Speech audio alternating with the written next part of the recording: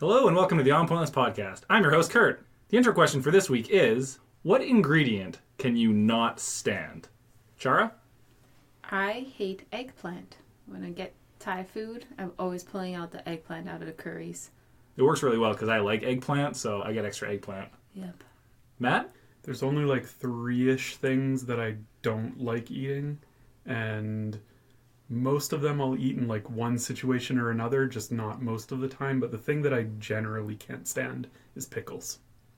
Interesting. And Leigh? The thing that I hate is cilantro. Oh, does it taste like soap for you? No, it doesn't taste like soap for me. So you don't have the gene, you just hate cilantro anyway. Yeah, I just cannot stand the taste of cilantro. It tastes too much in my mouth, and then it overpowers every single other thing that I eat. Fair enough. It's yours. I hate curry powder, specifically like Indian curry powder. I like Thai curries, but when they get that yellow curry powder and stuff, I just don't like it. Just not my spice palette. So now we've got to know our guests. Let's move on to the first question of the week. So our first question of the week. Would you rather be barefoot for the rest of your life or lose your sense of taste? My feet get so cold and I get uncomfortable, but what is life if not good food? I think I'd have to have cold feet. Can I wear shoes? No, you're barefoot. Clearly you can't wear shoes if you're barefoot. Barefoot in shoes, like just no socks. No, barefoot, or no sense of taste. I'll just never leave my house. I think I've got to go barefoot. I don't think like so much of my life is eating food and really thoroughly enjoying it. Yeah, I'd go barefoot too. Yeah, I don't think I could give up the sense of taste, but if you were barefoot for your whole life, how much of a pain would that be? Like, where we are, a little bit, but at least it's not frostbite. Well, there'd be so many situations where it's just like, sure, you could do it, but life would just suck. Like, you'd get a lot of questions. You might get kicked out of some places. Yeah. It'd be hard to go to a fancy dinner. But you would develop calluses on your feet, so it would hurt less eventually. Would you paint your feet to look like shoes? Because they have those. Because there's those shoes that you have the toe shoes, right? It slips on your toes things. Yeah. So you paint your feet like that, so then you could go to places. It makes it look like you're wearing shoes. Maybe if I was going out for like a really nice dinner, I'd like paint on some dress shoes. Yeah. Is paint allowed? I'm going to say paint is allowed, especially because it's on the top of your shoe. It's inventive enough. Do you think that would work? Do you think if you walked into a room, like I personally would not ever look at someone's feet in a public place. I don't care about shoes. I don't care about status symbols. You could probably get that by me unless I specifically drop something on the floor for probably half the evening. Yeah. I look at people's shoes quite often. I find you can tell a lot about a person by their footwear. Yet you married me. Yeah, I know you're very relaxed and you'll wear anything you have until there's too many holes. That sounds bad about me. If you could wear socks that looked like shoes or like with a shoe design on it, you'd get away with it. But barefoot painted, I don't know if you would. Like the toes would be too distinct, I think. I guess so. But what if you like painted your ankle white so it looked like socks and then painted like a black shoe underneath so it was like... I think you'd have to have like airbrushed on like shading and everything. And just like a terrible Nike swoosh on the side of your foot. But you'd still see the spaces between your toes, right? What if you taped your toes together? Can you tape your toes? And then makes it look like shoe type thing? I feel like the way this is progressing is we're just making homemade shoes eventually. I think so. Except for the bottoms, because we know we can't break that rule. Yeah. All of a sudden we're walking on like cardboard platforms with tape on the top and it's painted and it's like, well, that's basically just an open-toed sandal at this point. Yeah. But yeah, no, food is too good to pass up not tasting. So even you would go barefoot? I'd hate it. I'd never leave my house, but... No, I like food. Interesting. When I come up with the either or questions, I always come up with them thinking at least one person is going to go the other way. And I thought my only bet for that on this was Chara because... I hate cold feet. She hates cold feet. But wow, the sense of taste is that important. Mm-hmm. It's the joy of my life.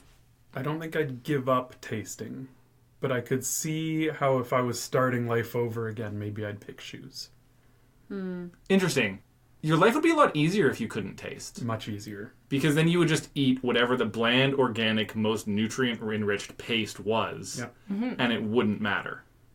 But texture would still matter. It's just taste that would be different. Fair enough, but you could find something with that texture. Maybe you like fry the paste or whatever. Because that makes sense. Because for me, I'm allergic to dairy. I've never had dairy, so I don't miss it. I don't miss chocolate. I don't miss cheese. I don't miss milk. So if you've never had any form of taste, you'd be like, oh, I just don't taste. Whatever. Yeah, like people who are born without the sense of smell. They don't know what they're missing. Yeah. And if you didn't have taste, you wouldn't overeat. Yeah, that's the draw for me. But, like, I can't give it up knowing what it is. That's the only problem. That's fair. Okay, fair enough. I guess we all have a good sense of taste. That's why Curt's our friend. Oh my god.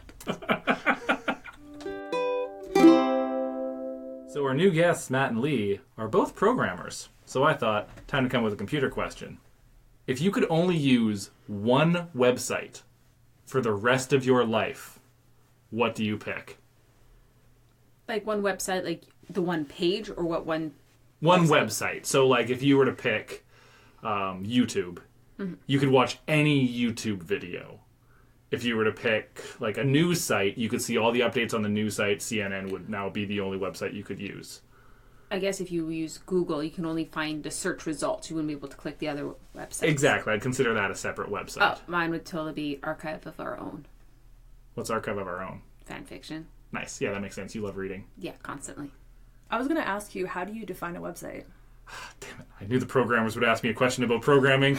I define a website as... You go to www.whateverblankis.com, and then any other slashes are fine. Pick a domain. Pick a Domain. a domain. See, I was going to define a website as every page has the same logo on it. So that's how you know it's one website. Yeah, because it's on the bar. all It's we have to always the do. same thing. Exactly. It's got a logo. All we have to do is hack one website at a time, throw a logo up there, and we can use them all. Awesome. Okay, that's how we've gotten around the question. I don't have to pick just one.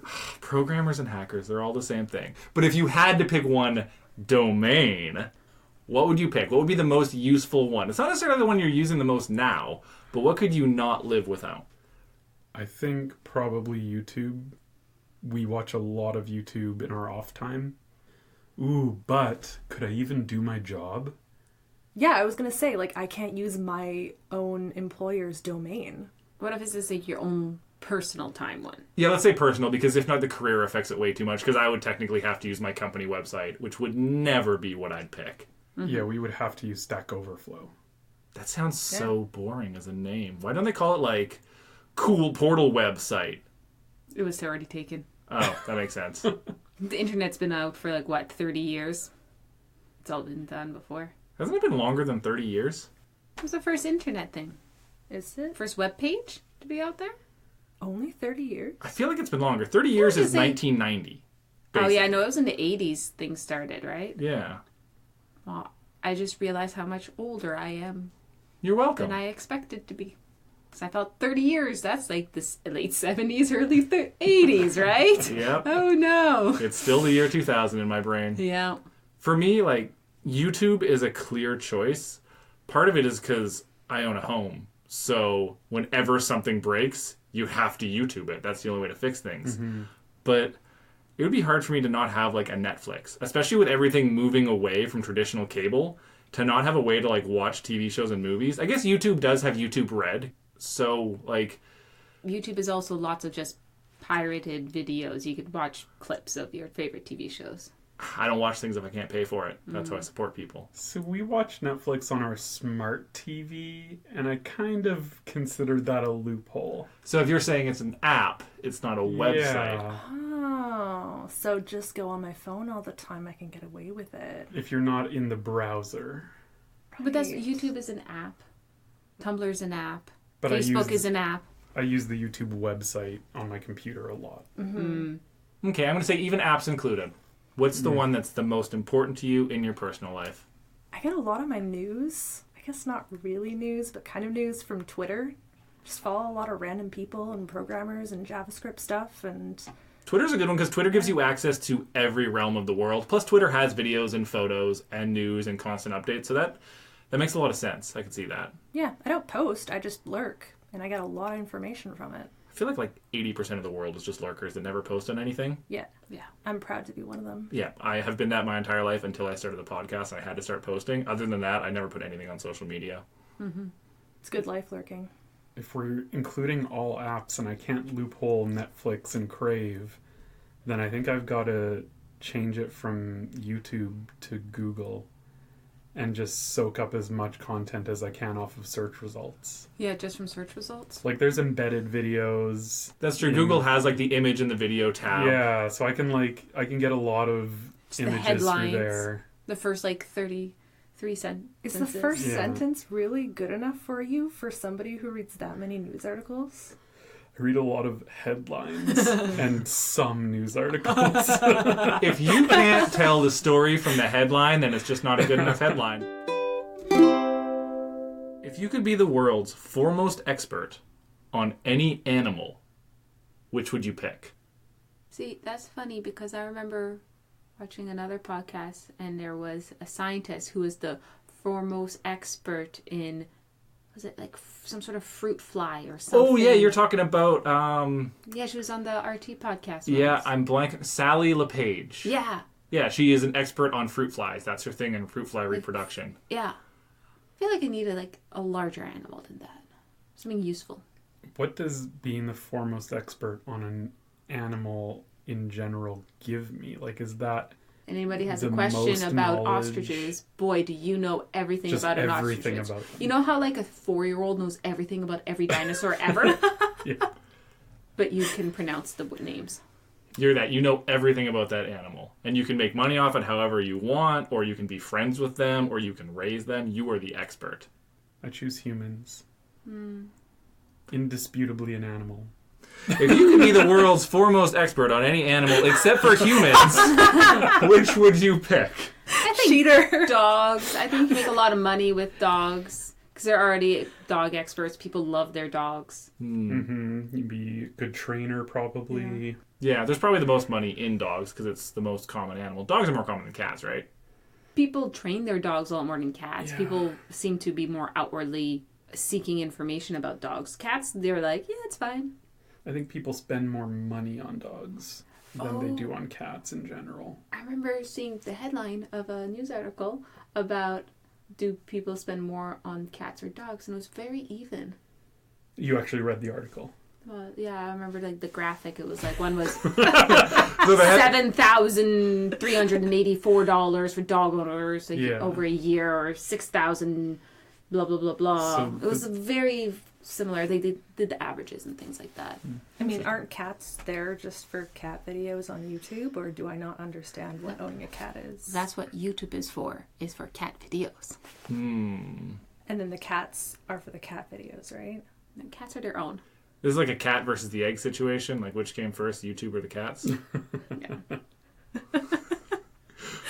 I think I'd pick a weird animal. I'd be like the world's biggest sloth expert. Like some animal that no one really thinks about. And the thing is, I would never really use that knowledge until someone was talking about a thing and they'd be like, oh man, I feel tired like a sloth.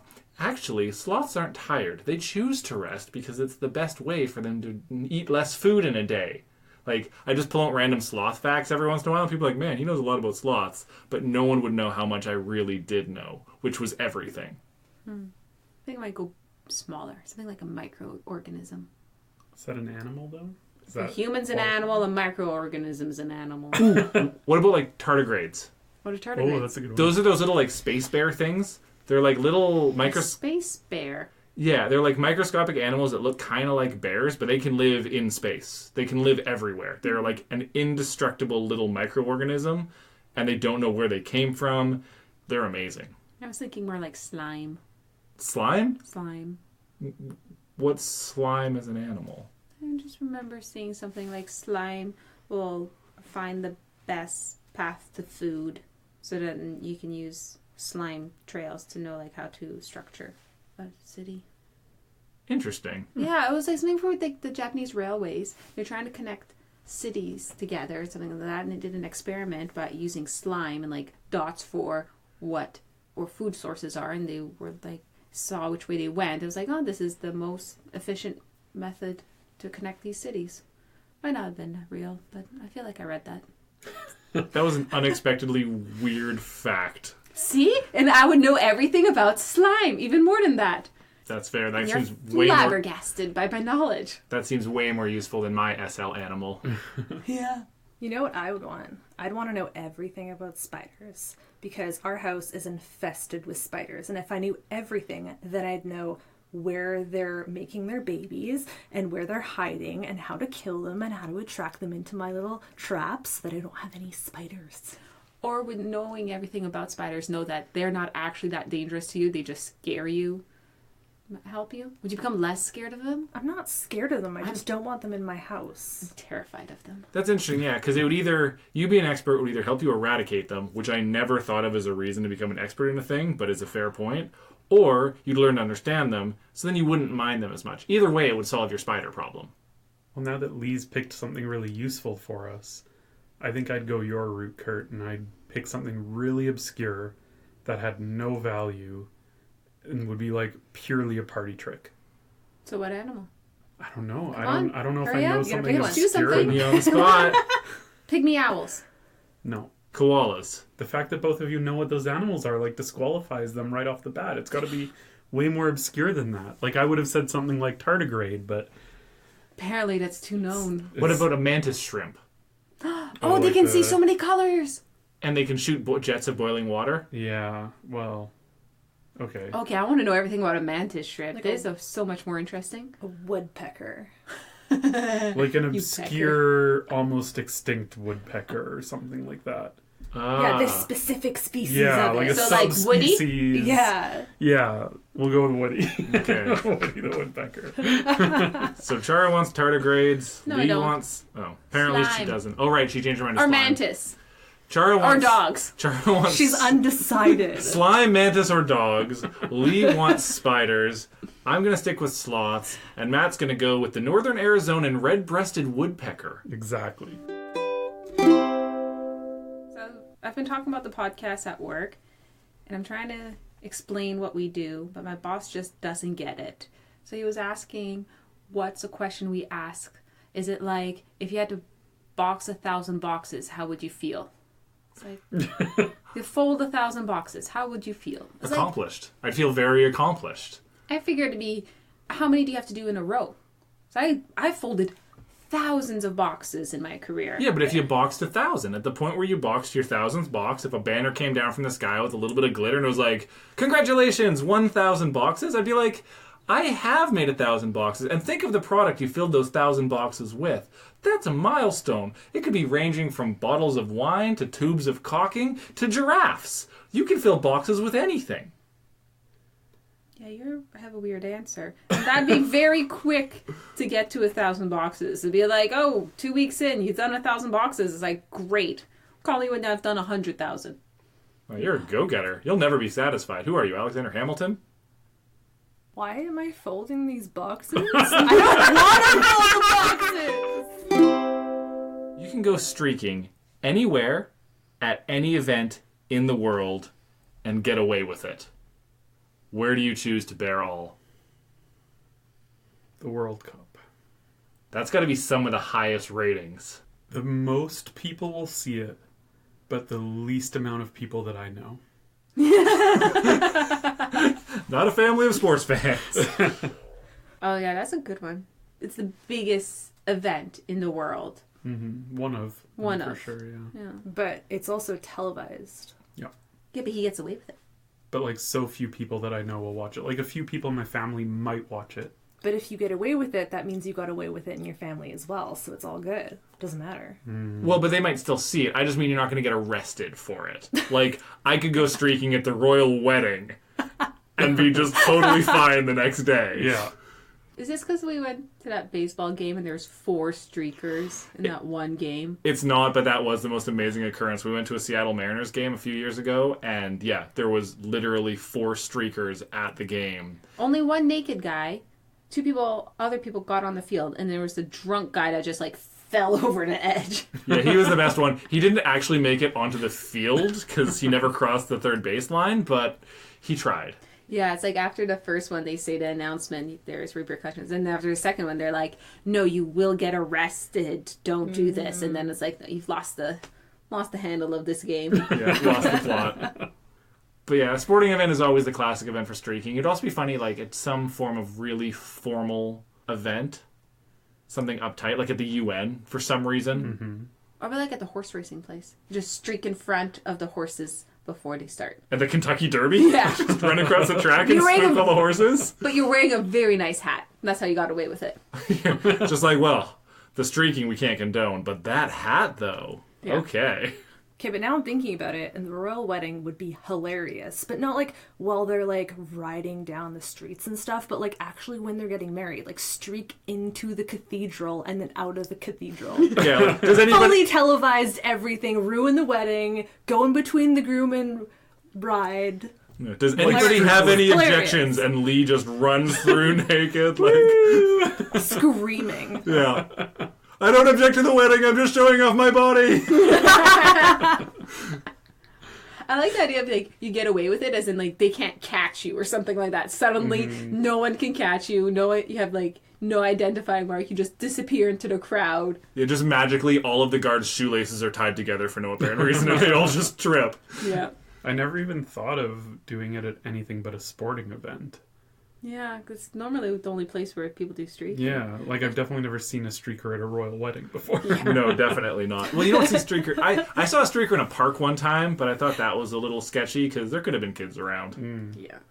That was for like a road rally, like graduation thing where they had to do like... And it was like 9 p.m., so... Yeah, it was like an adult scavenger hunt. We were hiding out in an octopus, so... Confusing story, I won't elaborate. We were just hanging out and then you're like, I think there's a naked person there. Yeah. Yeah, I remember that. Is that considered streaking if you're just naked in a park inappropriately? Well, they were running. Oh, so as long as you're running. As long as you're running, it's fine.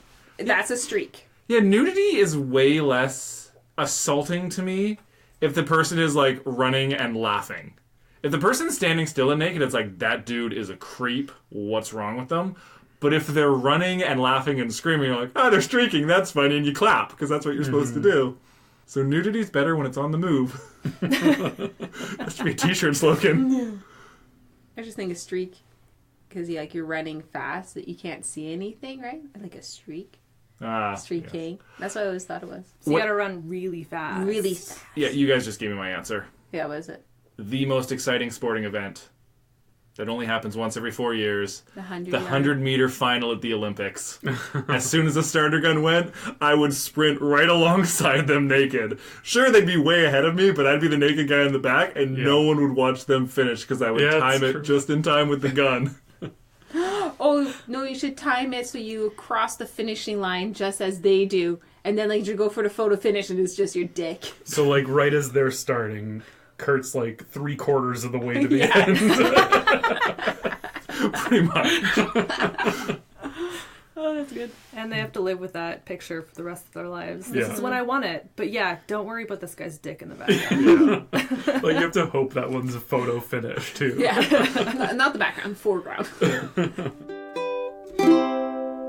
What job would you least like to do? Bus driver. That was very specific and very quick. Yeah, because I hate driving. I hate driving big things. And I hate distracted people all around and people running and everything. Even if it's just city bus or kids bus. Either way. Lots of people on there. Noisy people. People getting in and out on time. You have to pull up to the side. There's traffic. Everyone's trying to cut you off. Even if you're going downtown, everyone's running for the bus and everything like that. And apparently now they also want to get protectors and all that because people attack bus drivers or spit at them and stuff. In Victoria? In Victoria. Really? Yeah. You said something there that I thought was interesting. You said you hate driving big things. Yes. But since I've known you, you've only ever driven one car. Before I knew you, my parents had a van and I drove that into a snowbank. Fair enough. Yeah, bus driver has always been my fallback plan. So I can't say that. It's always the joke. Very different people.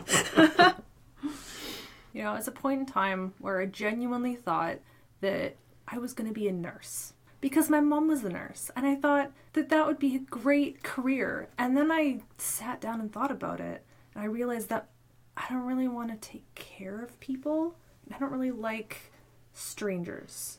So I decided not to go down that career path. But I just see it as so miserable and gross.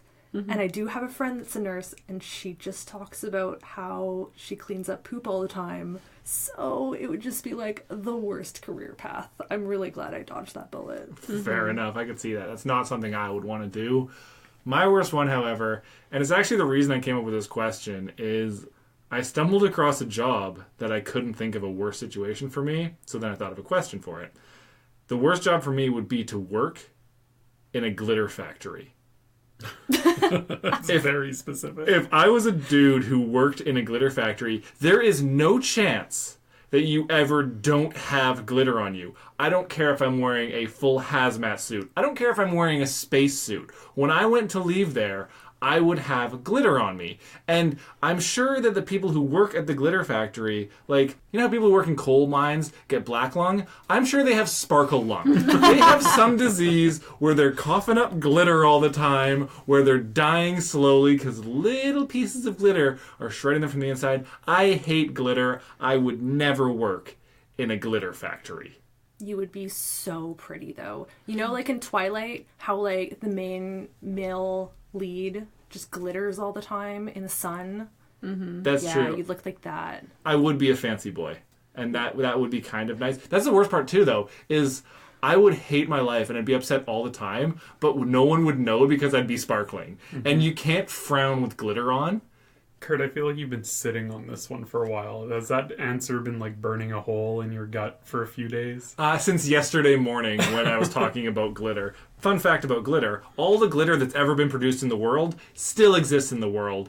If it's not in production, it's at the bottom of the ocean because glitter never biodegrades and never disappears. I'm on a very anti-glitter platform. If I was to run for president, that would be my only stance. And I mean, probably help the environment. But getting rid of the glitter would be the first step to doing that. Yeah, let's keep our straws. Get rid of the glitter. Yeah, I would take straws over glitter any day. If it doesn't biodegrade, how are you going to get rid of it? Like, what's your platform? Send it to space. Shoot it to space. I like Yeah, it. like that's not going to cause a ton of like CO2 emissions or all that. Let's rocket it out of our atmosphere. Let's hope it doesn't come back down. Have it glitter all over us. That would be the world's big... raining glitter on the way up, and it just rains glitter. If I just accidentally made the world's greatest glitter bomb... Everything would be so pretty. Leigh and Chara are so excited about this. Everything in the world covered in glitter. Oh, I would have just turned the Earth into a snow globe. Yeah. You get to live in any building in the world. You don't own it, so you can't sell it or anything in it, but you do have access to the entire building as a living space. Where do you live? Like the Chateau de Versailles? In English, please. The Versailles Castle grounds. It's like the most luxurious. Oh, the House of Versailles. No.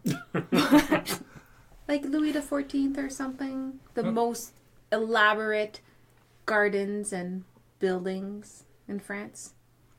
I don't know much about it, but if it's the most elaborate, that makes sense. Yeah. It's like why they killed Marie Antoinette. Oh, okay, so it's like... But like 200 years before when they were building it. Okay, so like Butch Art Gardens, but like times 5. 1,000. Yeah, about 5,000 times. It's like gold-plated everything super ornate. It's all like, I don't know, 17th century. You've sold me on it. I'm very interested in this place now because I know nothing of... I guess they signed the treaty there. The Treaty of Versailles. Probably. That makes sense. Yeah. It just sounds like you're living in like a really fancy palace. Yeah, it's like more fancy than Buckingham Palace. Really? It's Yes. like I always think of those places though, and I wonder, would it actually be fun living there though? Like I can see looking at it and like spending a vacation there, but like waking up every day to like the Ornateness. extensive, like ostentatious to the max setting, I think it'd be like overwhelming almost. I don't want to Also- go to like the MoMA or something like that where it's all like boring. Took me a second to realize what MoMA was, but Museum of Modern Art for anybody who's as bourgeoisie as me. Wait, bourgeoisie is the good people. The other one, pleb as me. I'm trying to use French terms to sound smart. Bourgeoisie is good depending on your perspective. Yeah. If I'm living in that castle thing, how far is the kitchen from the bedroom? Like, if I have to walk a kilometer to go get food, I'm not really down for that. I guess you don't have servants. No, you don't have servants. You're just living in the building. Then I would do some sort of penthouse suite in Victoria or something like that. Just something high-end and nice. High-end, nice. If I was going to do a penthouse suite, I'd for sure do it in New York. No, too many people. Too chaotic. But the nicest penthouse suites. Yeah, they have some pretty nice places there. You could just have everything delivered. Yeah. See, what's interesting is you guys, when you heard this question, directly went to places where people live. My mind went totally elsewhere. I thought football stadium. And I just put my bed at like midfield of the Dallas Cowboy Stadium. And I would just have an entire football stadium, and it's like, well, that's Curt's house. With a lot of blankets, I'd imagine. Oh, yeah, and I'm sure it would be absolutely freezing, but it would be such a weird place. Or, like, the Pentagon, and I would just run laps around the Pentagon all day, because I have access to the whole place. Like, that's where I live. You could pick, like, the Eiffel Tower and just, like, chill wherever you want in the Eiffel Tower. Area 51, just so that I could know. That's true. You could pick my Area 51 and have access to the God. entire base. Live in Area 51 and meet all the aliens? I think you just won Leigh over right there. Okay, but like what I was actually going to say is that for years I've always fantasized about living in like a big like warehouse, kind of like Costco, where like there's all of the clothes and all of the food and everything you could possibly need, and then like you build like a massive fort in the aisles. Yeah. And like there's beds and there's everything you could possibly need in there. Yeah, because like in a Costco, like there is tents and tarps and all of that. You could build an absolutely amazing fort. Crazy There's forts. mattresses, there's TVs, there's espresso machines. Yeah, it would get really old like coffee. super fast, but like for the first night or two, oh man, what a party. It would be like the best part of a zombie movie, because every zombie movie starts off with them freaking out and everything's terrible, and then they get to like a mall and they set up this sweet camp and life is good, and then like the last third is like zombies attacking them and they all die. But the third, where they're setting up the mall into a giant campground with all of the stuff that they want and like just picking all the old expensive alcohol, that would be your life. That's pretty good. I like that. Yep. I think I'd go with Bill Gates' house. Nice. Just a big expensive Big, mansion. expansive mansion, but like kind of in the wildernessy setting. Like he's got his own trails and stuff like that, and just like a really nice, expensive, fancy, but not ostentatious. Yeah, that's as far as super expensive houses go. Yeah. He probably has enough computers for you too. Yeah. Yeah. Enough But gizmos and gadgets. They'd all be like Windows Surface Pros and garbage like that. Maybe he secretly has Apple products. Yeah, maybe. Bill Gates is secretly an Apple guy. At the last second, I've changed my answer. Yeah. I would live in the hotel they shot The Shining in. I would have the entire hotel to myself. I'd get a replica of the kid's little bike, and I'd ride around all the floors all the time, and I would just live in an entire hotel up in the north with no guests by myself. Is your tricycle adult size or kid size? It's adult size. It's like an adult-sized adaptation of it, and I would just ride around on my tricycle all the time. I'd have a hedge maze, and I would just go nuts and write books. The benefit of that is, compared to your middle of a football stadium, the bathroom would be a lot closer. I'd like to see if you guys can come up with the root of this expression. Where did mad as a hatter come from? Did it come from Alice in Wonderland? Or did Alice in Wonderland co-opt it for their own character? It's funny because I looked it up a long time ago because of Alice in Wonderland, so there was a time where I knew the answer to this, but I definitely don't remember. Maybe it's like a person who sells hats. It's just like a really angry guy, just in general. There was just some super angry hat salesman back in the day in like Yeah. Birmingham, and they're like, man, don't be as mad as the hatter in Birmingham. That dude's nuts. Well, hats used to be very important, very status symbols back in the day, right? For sure, yep. So I imagine it's like late 1800s, big ostentatious hats are the best thing to have, and it'd be mad as a hatter would mean that you're not wearing a hat because you're mad that you're not wearing a hat. Oh, like crazy, or you're upset? You're crazy that you're not wearing a Yeah, big hat. because it's a status symbol. Like, I can understand where that's coming from. I would say like the hats were so ostentatious, and like same time period, the hats were so ostentatious, like to be that creative and to create such like crazy hats, you had to just be like a little bit mad. Like the hatters that are creating these hats are mad because they're creating these insane designs. Yeah, so they're just super creative because they're like stylish people like that are to on the the cutting point. edge. They're like, well, you put flowers, well, I put birds. You put birds, well, I put crows. Apparently a crow's not a bird.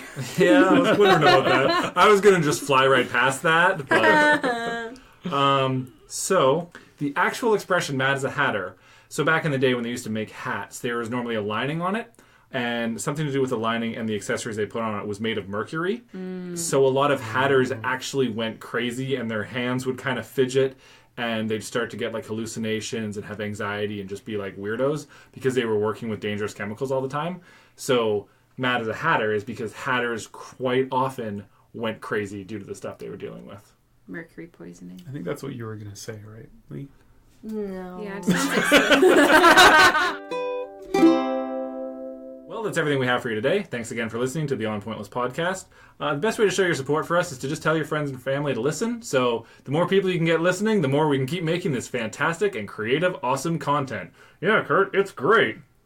Bye. Bye-bye.